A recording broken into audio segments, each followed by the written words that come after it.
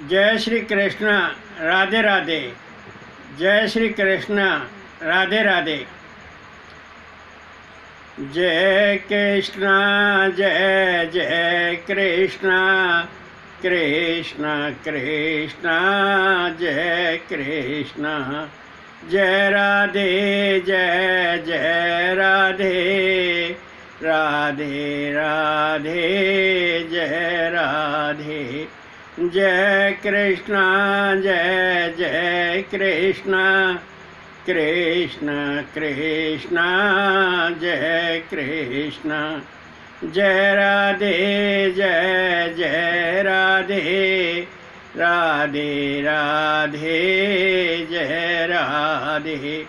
जय कृष्ण जय जय कृष्ण कृष्ण कृष्ण जय कृष्ण। जय राधे जय जय राधे राधे राधे जय राधे। जय कृष्ण जय जय कृष्ण कृष्ण कृष्ण जय कृष्ण। शिव जी वर्णन करते हैं कि शौनक आदि ऋषियों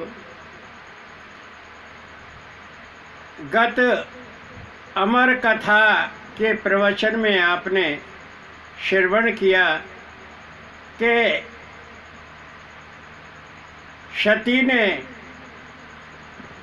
अपनी योगा अग्नि में देह वशम कर दी और उसके बाद सती ने हिमाचल के घर में मैना के गर्भ से कन्या रूप में जन्म लिया और उसका नाम पार्वती, उमा, अंबिका, भवानी आदि रखे गए। और पुनः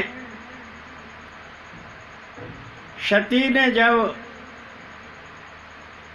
मैना के गर्भ से जन्म लिया तो कन्या रूप में जन्मी, पार्वती नाम रखा गया और पार्वती का विवाह भगवान शिव के संग हुआ।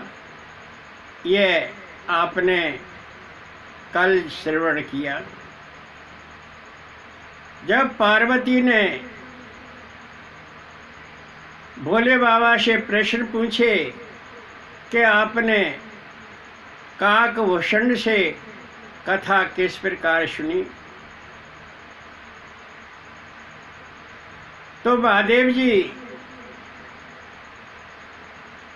कहते हैं कि पार्वती जब अपने पिता दक्ष से अपमानित होकर सती ने देह त्याग दी, मैं विरक्त हो गया, मैं बैरागी हो गया, मैं मारा मारा फिरता। और एक दिन मैंने देखा कि सुमेर गिर के उत्तर में एक नीलगिरि है और उसके बड़े स्वर्णिम शिखर हैं। उसके 4 शिखर तो मुझे बहुत ही अच्छे लगे। एक एक शिखर पर एक एक वृक्ष था। चारों शिखरों पर 4 वृक्ष पीपल, पाकर, आम और बरगद के वृक्ष थे। बड़े सुंदर वृक्ष थे, देखकर मन प्रसन्न हो गया। नीलगिरि के शिखर के ऊपर एक बड़ा दिव्य सरोवर था और उसकी सीढ़ियाँ मणियों से बनी हुई थीं। बड़ी अद्भुत सीढ़ी थी। दमदमाती दमकती हुई सीढ़ियाँ मन को मोहित कर रही थीं। सरोवर का शीतल निर्मल और मीठा जल था। वहाँ रंग बिरंगे फूल खिले हुए थे, उत्पल, गेंदा, केसर, कुमुदनी, चंपा, चमेली इत्यादि। वहाँ पर बहुत सारे हंस मधुर मधुर स्वर में बोल रहे थे, मधुर गायन कर रहे थे, और उन पुष्पों पर मधुकर भौरे गुंजायमान थे, भिन भिना रहे थे, गुंजन कर रहे थे। पार्वती, उस नील पर्वत पर ही एक पक्षी काकभूषण रहता था। वह पक्षी किसट काला था, श्या काला था। वैसे ही कौवा काला होता है, परंतु वो काकभूषण एक ऐसा पक्षी था कि उसका विनाश कल्पांत में भी नहीं होता है। अर्थ हुआ कि जब कल्प का अंत होता है, कल्प अपने प्रलय में समाहित हो जाता है, लेकिन उस काकभूषण का विनाश नहीं होता है। यह सबसे दिव्य बात है काकभूषण के बारे में। माया रचित गुण दोष उस पर्वत के पास तक नहीं फटकते थे। काकभूषण भगवान श्री राम का भजन नित्य निरंतर करता रहता था, भगवान की कथा सुनाता रहता था। उमा, उस काकभूषण की दिनचर्या सुनो। मैं उस काकभूषण की दिनचर्या भी आपको बताता हूँ कि वह पीपल के वृक्ष के नीचे ध्यान करता था और पाकर वृक्ष के नीचे जप करता था, और आम के वृक्ष के नीचे मानसिक पूजा पाठ करता था, और बरगद के नीचे भगवान श्री राम की कथा के प्रसंग सुनाया करता था। सारे पक्षी आकर एकत्र हो जाते थे और काकभूषण के मुख से भगवान राम की कथा सुना करते थे। बड़ा दिव्य मनोहर वातावरण था। पुष्पावली लहरा रही थी, मलय समीर बह रही थी। वहाँ अनेक पक्षीगण एकाग्र मन शांत चित्त होकर भगवान श्री राम की कथा काकभूषण से सुना करते थे। निर्मल बुद्धि युक्त हंस भी श्री भगवान की कथा का श्रवण करके आनंद लेते थे। बहुत सारे हंस बैठे हुए थे। पार्वती, मैंने वहाँ वह सब कौतुक को देखा और अंत में बड़ा आनंद हुआ। मुझे बहुत अच्छा लगा, बड़ा सुंदर लगा। मेरा भी मन उत्सुक हो गया, मेरी लालसा बढ़ गई, मेरी अभिलाषा बढ़ गई, मेरी इच्छा बढ़ गई कि मैं भी काकभूषण से राम कथा का आनंद लूं, अमर कथा का आनंद लूं।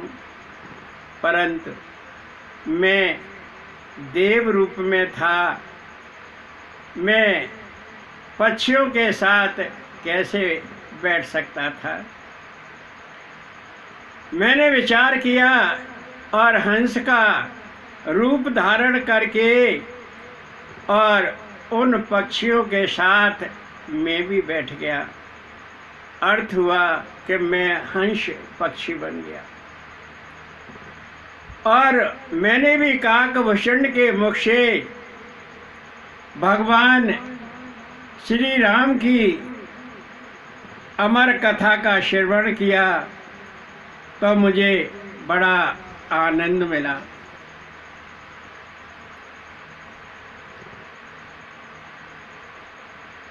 सूची वर्णन करते हैं कि शौनक आदि ऋषियों, आप नैमिषारण्य में 88,000 ऋषि मुनि कथा का श्रवण कर रहे हैं। यह बड़ा पवित्र स्थान है। यहीं पर ब्रह्मा जी ने तप किया था और यहीं पर सत्यनारायण की प्रथम कथा हुई थी और यह त्रिलोक में प्रथम तीर्थ स्थान है। जैसे सोमनाथ प्रथम शिवलिंग है,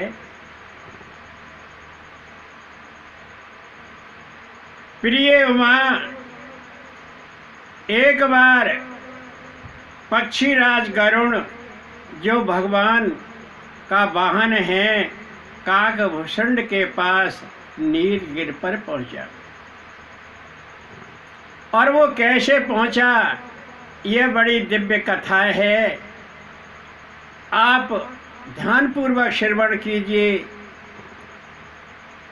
भोले शंकर बोले कि युद्ध में जब प्रभु राम मेघनाथ द्वारा नागपाश में बन गए तो इस बात का पता देवर्षि नारद जी को लगा। देवर्षि नारद जी ने देखा कि प्रभु श्री राम नागपाश में बन गए, मेरे आराध्य देव नागपाश में बन गए। उन्हें बड़ी चिंता हुई। तब देवर्षि नारद जी ने गरुड़ को बुलाया और कहा कि तू एकदम प्रभु राम के पास जा और प्रभु राम को नागपाश से मुक्त कर। सूर्य वर्णन करते हैं कि शौनक आदि ऋषियों,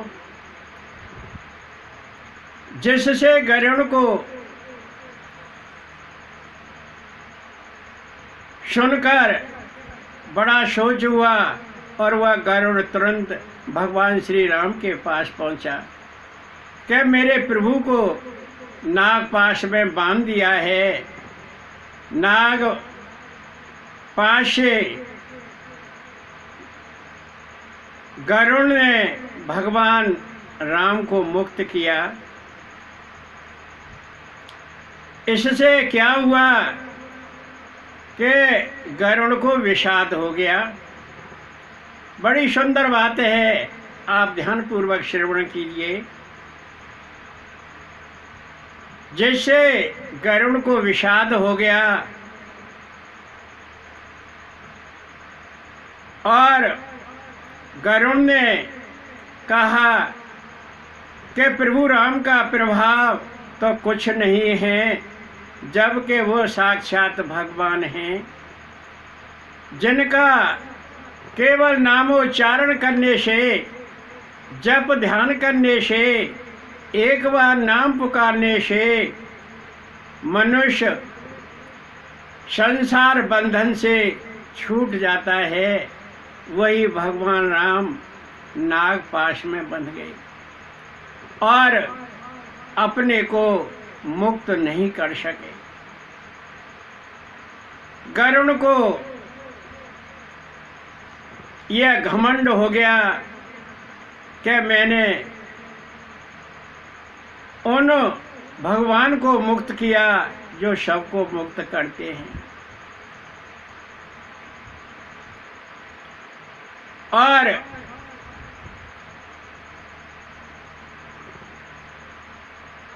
गरुड़ को इस बात का बड़ा संदेह हुआ और वह दौड़ा दौड़ा देवर्षि नारद जी के पास पहुंचा और नारद जी को कहा कि भगवान श्री राम नागपाश में बंधे पड़े थे और उनको मैंने मुक्त किया है। वो अपने को मुक्त भी नहीं कर सके, काहे के भगवान हैं। देवर्षि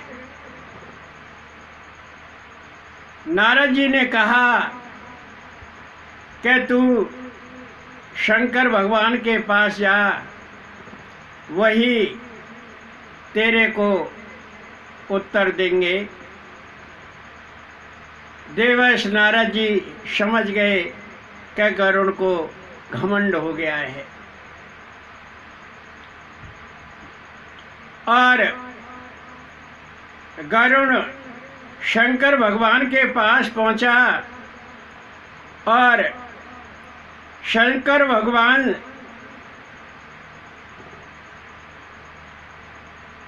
ने कहा कि तू ब्रह्मा जी से मिलकर आया कि नहीं, कि तू पहले ब्रह्मा जी के पास जा।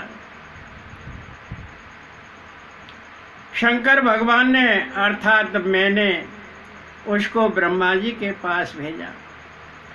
ब्रह्मा जी ने कहा कह रे गरुड़, तुझे मोह हो गया है, तुझे विषाद हो गया है, तू विषाद के जंजाल में फंस गया है। तू शंकर भगवान के पास जा, वही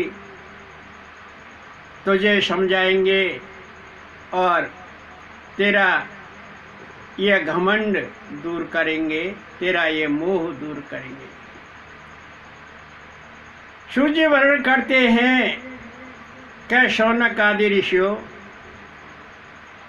वह गरुड़ राज फिर शंकर भगवान के पास पहुंचा और शंकर भगवान ने कहा कि गरुड़,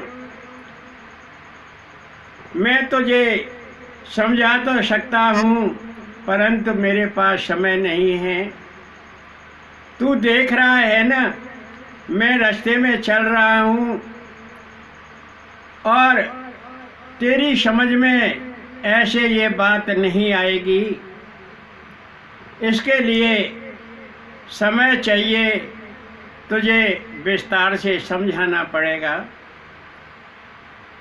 मैं कुबेर के पास जा रहा हूँ।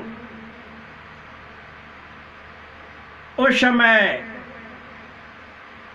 उमा अर्थात तुम कैलाश पर थी, तब तुम्हारा सती नाम था। भोले बाबा ने कहा कह सुनकर, मैंने कहा कि गरुड़, मैं रास्ता में हूँ, तुझे किस तरह से समझाऊं। तुझे समझाने के लिए दीर्घ सत्संग की आवश्यकता है, तब कहीं कथा सुनाई जाए और तेरी समझ में आए। विष्णु भक्तों, कृष्ण भक्तों, यदि आपको एक बार कह दिया जाए कि कृष्ण कृष्ण रटो, आपका बेड़ा पार हो जाएगा, आपके कलेश नष्ट हो जाएंगे और आपको अंत में मोक्ष पद प्राप्त होगा, तो ये बात आपकी समझ में नहीं आएगी और आप एक कान से सुनकर दूसरे कान से निकाल देंगे। यह बात आपके दिल में नहीं उतरेगी।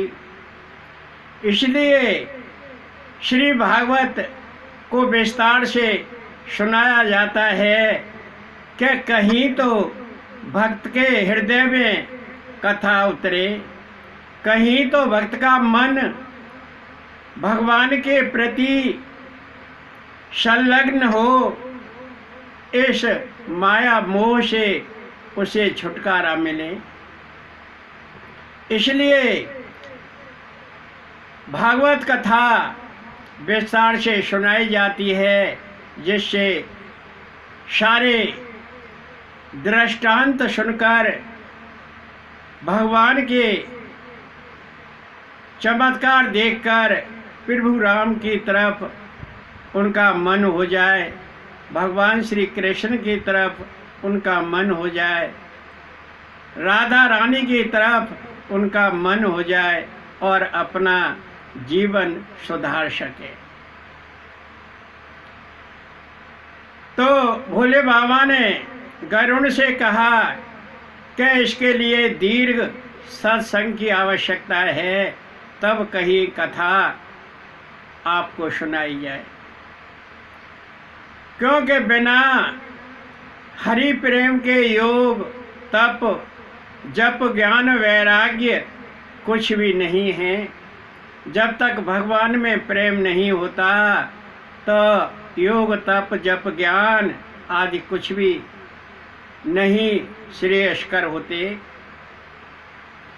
सो गरुड़, तू सुमेरगिर के उत्तर में स्थित नीलगिर पर जा, वहाँ काक भुषुंड नित्य निरंतर भगवान श्री राम की कथा कहता रहता है, और उस कथा का श्रवण कर।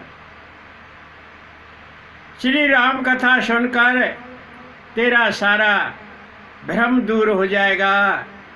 जो तू पूछना चाह रहा है, कहना चाह रहा है, वो तेरा सब कुछ दूर हो जाएगा, क्योंकि सत्संग से ही हर कथा का श्रवण प्राप्त होता है। बिना सत्संग के हर कथा श्रवण नहीं होती है, सुनाई नहीं देती है। जब सत्संग होता है भक्तों का और संतों का, जब सत्संग मिलता है, वही तो संधान है, वही तो दिव्य मिलन है, जहाँ हर कथा का श्रवण किया जाता है। भगवान की कथा का श्रवण करने से जीव का मोह नष्ट हो जाता है, और वह मोह नष्ट होने पर प्रभु राम के चरणों में प्रेम करने लगता है और भगवान राम की शरणागति प्राप्त कर लेता है।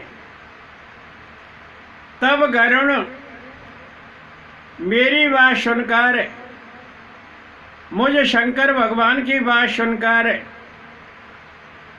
सुमेरगिर के उत्तर में स्थित नीलगिर पर पहुंचा, और वहाँ काक भुषुंड हर कथा सुना रहे थे, अमर कथा सुना रहे थे। काक भुषुंड बरगद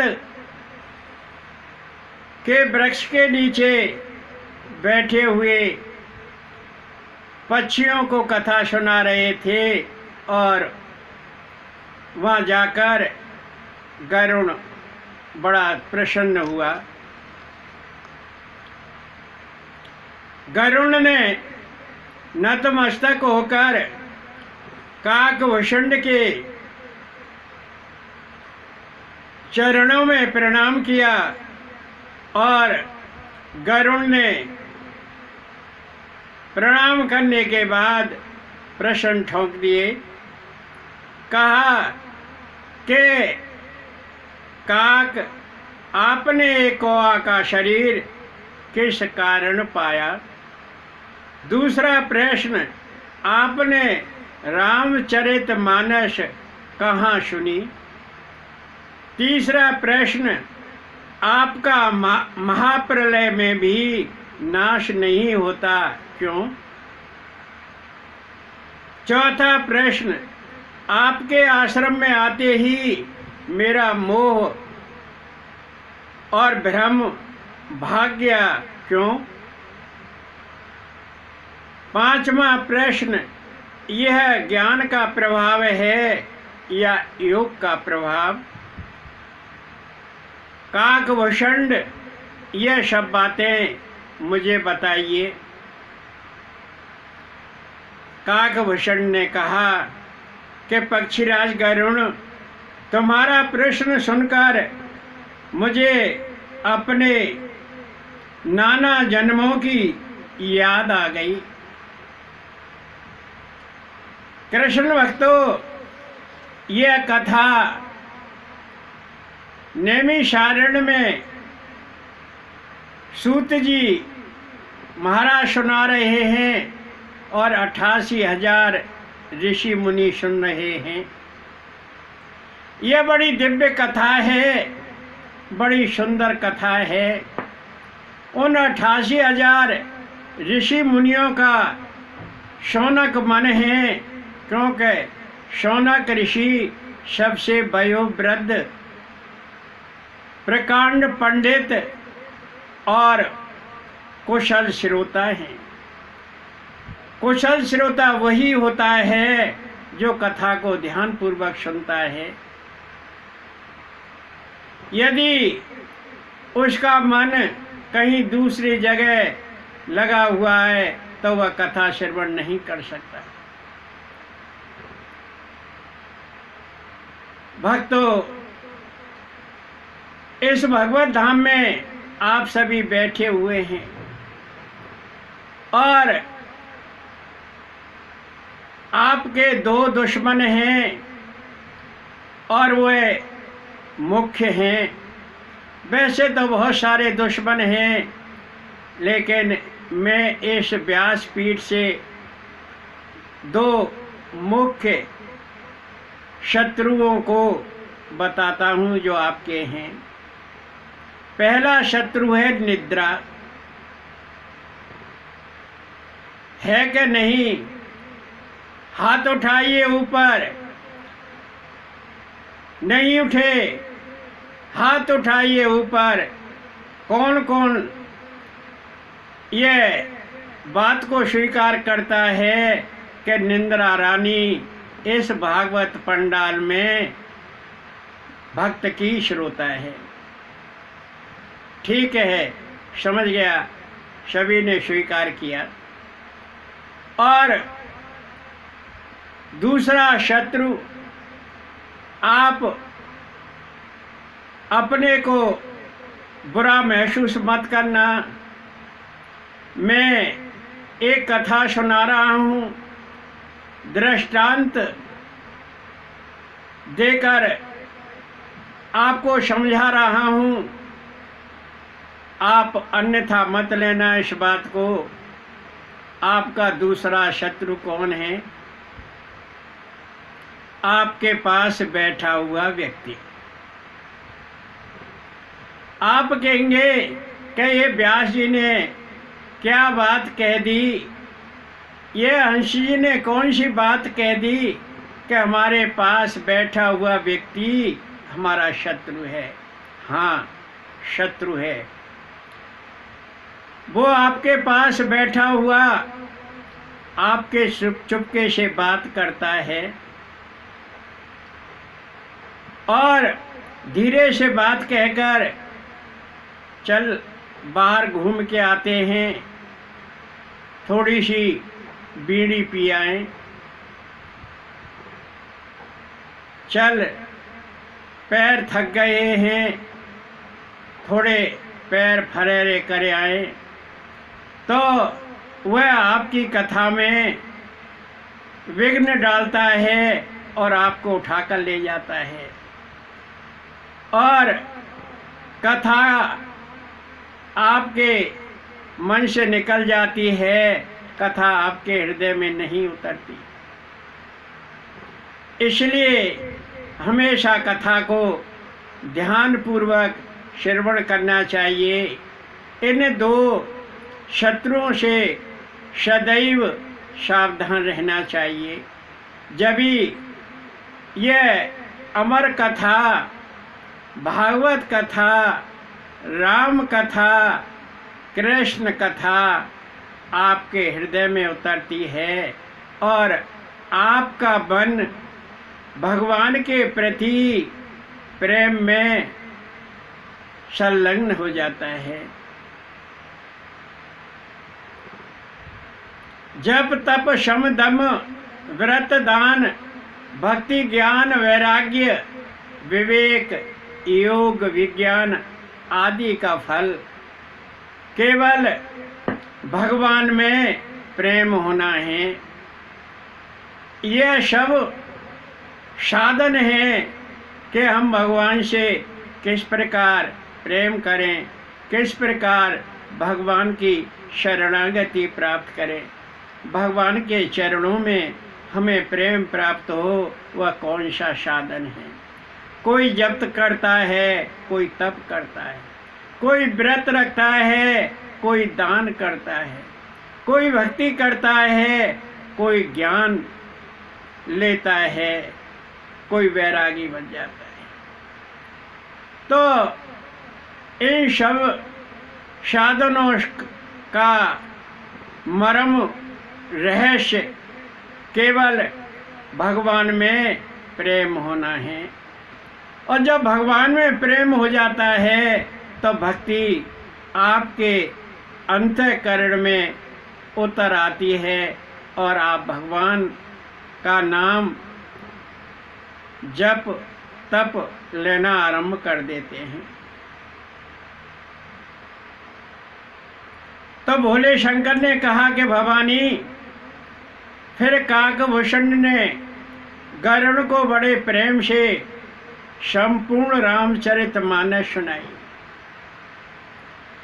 जैसे नारद जी का अपार मोह, भगवान के नाना अवतार, राम की बाल लीलाएं, सिद्ध आश्रम में राम द्वारा विश्वामित्र के यज्ञ की रक्षा करना, राम विवाह, धनुर्भंग, राज्याभिषेक, पूर्ववासियों का विरह विषाद, राम का वन गवन, भरत का खड़ाऊ लेकर भगवान की नंदीग्राम में पूजा करना और यह सब विस्तार रूप से गरुड़ को श्रवण कराता है। और लंका दहन, विभीषण का राज्याभिषेक, 14 वर्ष बाद भगवान राम जब वापस आते हैं तो भरत द्वारा उनको राज्य जो धरोहर रूप में प्राप्त हुआ था उनको वापस करना। पार्वती ये सारी अमर कथा काकभूषण ने गरुड़ को श्रवण कराई, सुनाई। पार्वती काकभूषण को सुनकर गरुड़ बड़ा प्रसन्न हुआ और उसका सारा संदेह मिट गया। काकभूषण ने कहा कि पक्षीराज गरुड़, मैं अयोध्या में जाकर राम को जन्मोत्सव, बाल लीलाएं आदि 5 वर्ष तक वहीं रहकर देखा करता था, सुना करता था, फिर वापस अपने घर आ जाता था। कहने का अर्थ हुआ कि जब भगवान राम 5 वर्ष की अवस्था से पूर्व जो लीलाएं करते थे, काकभूषण उनके पास चला जाया करता था और उनके साथ खेला करता था। काकभूषण ने कहा कि गरुड़, यह शरीर मुझे बहुत प्यारा लगता है, क्योंकि इसी शरीर से मैंने भगवान श्री राम की भक्ति प्राप्त की है। प्रभु राम ही मेरे इष्ट देव हैं और छोटे से कोए का शरीर धारण करके बाल रूप कृष्ण की लीलाएं देखा करता था। राम के साथ विविध खेल खेला करता था। राम के साथ घूमता फिरता। राम मेरी पूंछ पकड़ने के लिए दौड़ते, मैं दूर भाग जाता। कभी मैं राम की अंगुली पकड़कर चलता और कभी राम मेरी चोंच पकड़कर चलते। कभी राम मेरी पूंछ खींच खींच कर चलते और खिलाकर हंसते। आंगन में दौड़ लगाते, मैं उनकी झूठन बीन बीन कर खाता। गरुण, ये मैं तुझे सत्य कथा बता रहा हूँ।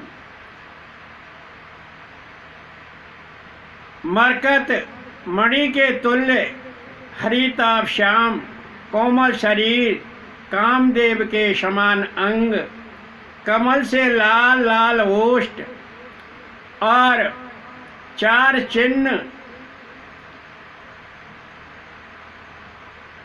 प्रभु राम के तलवे में वज्र आदि 4 चिन्ह, वज्र, अंकुश, ध्वजा और कमल, नूपुर करधनी, सिंह से कंधे, कलवल अर्थात तोतली बोली और लाल ओष्ठ, मधुर मुस्कान, माथे पर गोरोचन, टेढ़ी भौं, घुंघराली अलकें, किलकारी भरी चितवन। बालक राम मुझे पुआ तोड़ तोड़ कर खिलाते और मैं उस टुकड़े को लेकर दूर भाग जाता और खाकर फिर राम के पास आ जाता। जब राम मुझे वह टुकड़ा नहीं देते तो मैं उनके हाथ से छीन कर खा जाता।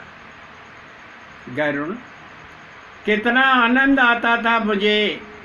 और श्री राम जो बाल रूप में हैं, जिनकी